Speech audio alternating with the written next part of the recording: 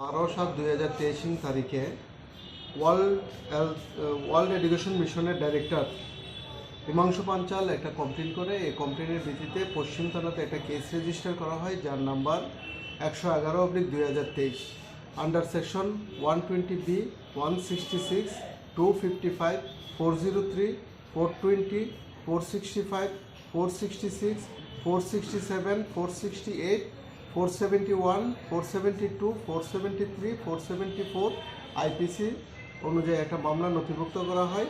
এই মামলার তদন্ত নেমে তদন্তকারী পুলিশ অফিসার এখন পর্যন্ত টোটাল 6 জনকে অ্যারেস্ট করেছে। গতকালকে আমরা কাইজার দেববর্মা, যে এই কেসের এফআইআর নেম এপি, তাকে আমরা গতকালকে রাত্রে অ্যারেস্ট করি এবং আজকে 7 দিনের পুলিশ রিমান্ড চেয়ে আদালতে আমরা প্রেরণ করেছি। ঘটনাটা এরকম ছিল, ওয়ার্ল্ড মিশনের যে ডাইরেক্টরের কাছে তারা একটা জায়গা অবৈধভাবে কাগজপত্র করে বিক্রি করেছিল তারা সবাই। আর আগে যাদেরকে আমরা অ্যারেস্ট করেছি তাদের নাম হলো দেবাশিস চক্রবর্তী, বিপ্লব শর্মা, সুব্রত আচার্যী, রাজেশ ত্রিপুরা, উত্তম সাহা। তাদেরকে আমরা এই কেস কানেকশনে অ্যারেস্ট করেছি এবং আদালতে প্রেরণ করেছি পুলিশ রিমান্ড চেয়ে। আজকে